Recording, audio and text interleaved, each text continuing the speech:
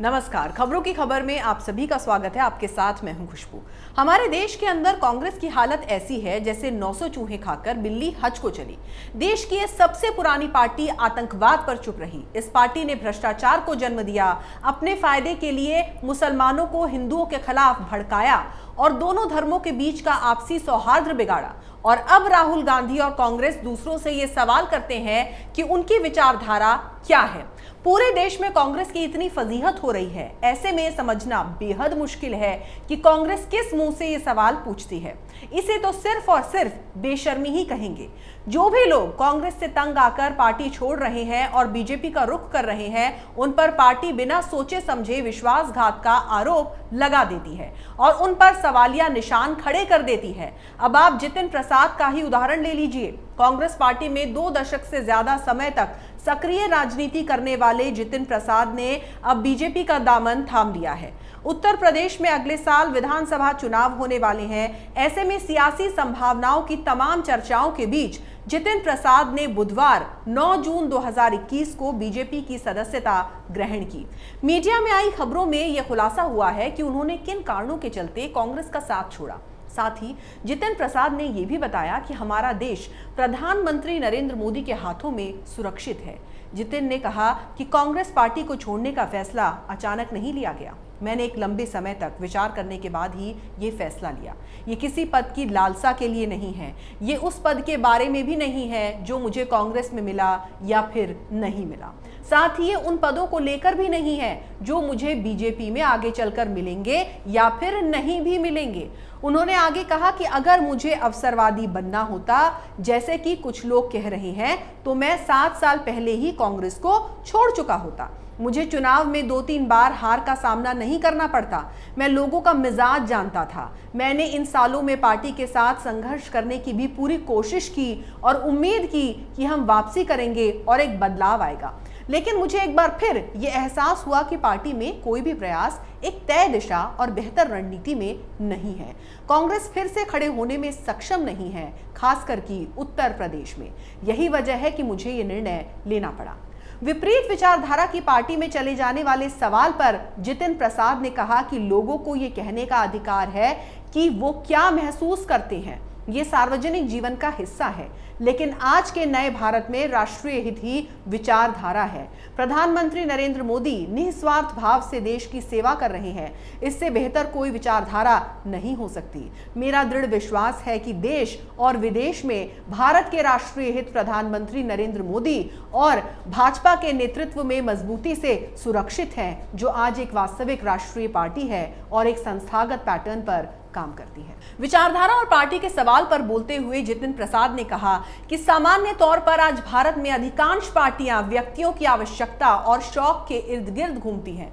उन्होंने आरोप लगाते हुए कहा कि जो लोग मेरी विचारधारा पर सवाल उठाते हैं, उन्हें पहले उस विचारधारा को देखना चाहिए जहां कांग्रेस पार्टी आज शिवसेना के साथ सरकार में है। जितिन प्रसाद ने आगे कहा कि जो लोग उनके बीजेपी में आने पर सवाल उठा रहे हैं, उन्हें उस विचारधारा के बारे में भी बात करनी चाहिए जहां एक तरफ केरल में वामपंथी दलों के विरोध में वही पार्टी होती है जो ठीक उसी वक्त बंगाल में वामपंथियों के साथ गठबंधन में होती है। लोगों को उस विचारधारा के बारे में बात करनी होगी जहां एक संदिग्ध साख वाले मौलवी के साथ गठबंधन किया जाता है और असम में भी ऐसा ही होता है। स्पष्ट है कि जितिन प्रसाद फुरफुरा शरीफ दरगाह के मौलाना अब्बास सिद्दीकी और मौलाना बदरुद्दीन अजमल की बात कर रहे थे। जितिन प्रसाद ने अपनी पुरानी पार्टी को सलाह देते हुए कहा कि सिर्फ उन्हें गाली देने से कांग्रेस में जान नहीं आने वाली। उनके अनुसार जो कोई भी उनके वैचारिक परिवर्तन पर सवाल उठा रहा है, लिख रहा है, बात कर रहा है, ज्ञान दे रहा है, उन्हें पहले आत्मनिरीक्षण करना चाहिए और ये जवाब देना चाहिए कि वो तब कहां थे और क्या कर रहे थे जब कांग्रेस पार्टी अपनी मूल विचारधारा से भटक रही थी।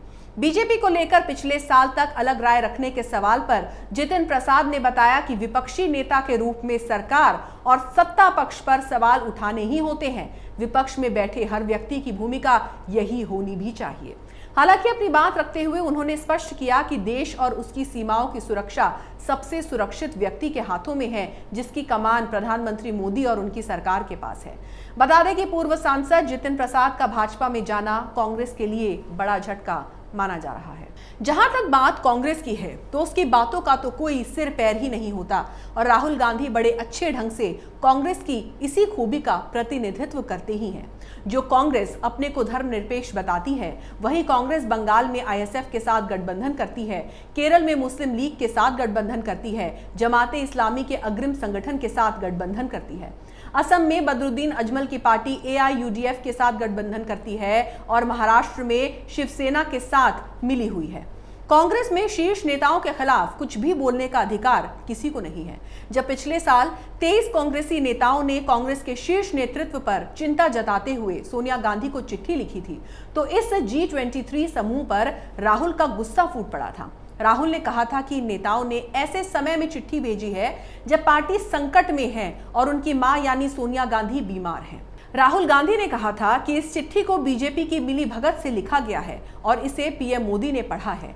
राहुल ने इन 23 नेताओं को पार्टी छोड़ने के लिए भी कहा था। वहीं इन 23 नेताओं में से एक गुलाम नबी आजाद ने भी इस बात से इनकार कर दिया था और उन्होंने कहा था कि अगर उनके बीजेपी के साथ मिली भगत की बात साबित हो जाती है तो वो इस्तीफा दे देंगे। कांग्रेस का कोई ईमान नहीं, कोई विचारधारा नहीं, भ्रष्टाचार ही कांग्रेस की विचारधारा है। परिवारवाद को बढ़ावा देना ही कांग्रेस की विचारधारा है। जातिवाद ही कांग्रेस की विचारधारा है। जाति और धर्म के नाम पर लोगों को बांटना और धर्म के नाम पर लोगों को बांटना ही कांग्रेस का काम है। कांग्रेस ने जितने भी गठबंधन किए हैं वो किसी अच्छे प्रदर्शन, अच्छे सुधार और सुशासन के लिए नहीं किए, बल्कि ये गठबंधन केवल इसलिए किए गए ताकि किसी प्रकार गांधी परिवार अपनी राजनीतिक प्रासंगिकता बनाए रखे। आईएसएफ के साथ गठबंधन करने को लेकर कांग्रेस के अंदर ही घमासान मचा हुआ था और विपक्षी पार्टी के नेता ही सवाल उठा रहे थे कि क्या यही महात्मा गांधी वाली धर्मनिरपेक्षता है। कांग्रेस की पराकाष्ठा देखिए, बंगाल में पार्टी वामपंथी दलों के साथ लड़ती है और केरल में उन्हीं के खिलाफ लड़ती है। ये कैसी विडंबना है। इनका उद्देश्य केवल एक है, किसी भी प्रकार किसी का भी साथ लेकर सत्ता हासिल करना। जो लोग ये सोचते हैं कि कांग्रेस मुसलमानों की पार्टी है, तो ऐसा बिल्कुल भी नहीं है। वो केवल घर वालों की पार्टी है। गौरतलब है कि कांग्रेस के वरिष्ठ नेता आनंद शर्मा ने पश्चिम बंगाल में आईएसएफ के साथ पार्टी के गठजोड़ की आलोचना करते हुए ये कहा था कि ये पार्टी की मूल विचारधारा तथा गांधीवादी और नेहरूवादी धर्मनिरपेक्षता के खिलाफ है। पूर्व केंद्रीय मंत्री शर्मा पार्टी के उन 23 नेताओं में शामिल हैं जिन्होंने कांग्रेस अध्यक्ष सोनिया गांधी को पत्र लिखकर पार्टी में संगठनात्मक बदलाव की मांग की थी। शर्मा ने कहा था कि आईएसएफ जैसी कट्टरपंथी पार्टी के साथ गठबंधन के मुद्दे पर चर्चा होनी चाहिए और उसे कांग्रेस कार्य समिति CWC द्वारा अनुमोदित होना चाहिए था।